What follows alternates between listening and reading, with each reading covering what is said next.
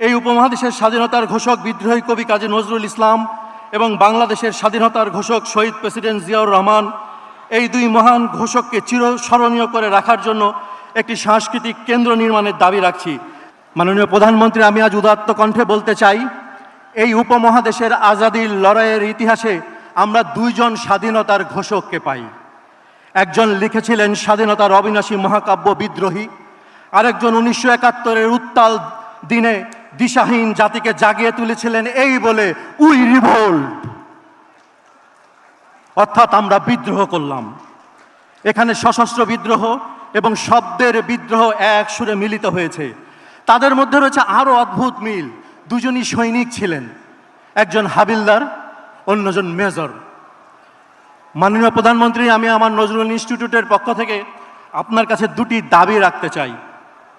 এই উপমহাদেশের স্বাধীনতার ঘোষক বিদ্রোহী কবি কাজী নজরুল ইসলাম এবং বাংলাদেশের স্বাধীনতার ঘোষক শহীদ প্রেসিডেন্ট জিয়াউর রহমান, এই দুই মহান ঘোষককে চিরস্মরণীয় করে রাখার জন্য একটি সাংস্কৃতিক কেন্দ্র নির্মাণের দাবি রাখছি, যার নাম হবে র্যাবেল স্কোয়ার, বিদ্রোহী চত্বর।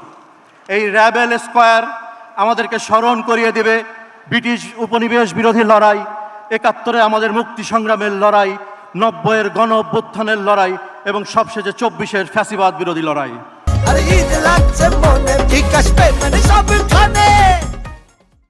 পরিশেষে মাননীয় প্রধানমন্ত্রী, আমি নজরুলের ভাষায় বলতে চাই, বন্ধু গো তুলসীর, তোমারে দিয়েছি পতাকা মোদের 20 শতাব্দীর।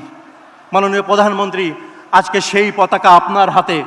আপনি এই পতাকা নিয়ে হাঁটবেন সেই পথে, যেমনটি নজরুল বলেন, নতুন দিনের নবযাত্রীরা চলিবে বলিয়া এই পথে, বিছাইয়া যায় আমাদের প্রাণ, সুখ দুঃখ আজ সব আজি হতে, ভবিষ্যতের স্বাধীন পতাকা উড়িবে যেদিন জয় রথে, আমরা হাসিব দূর তারা লোকে তোমাদের সুখ স্মরণে।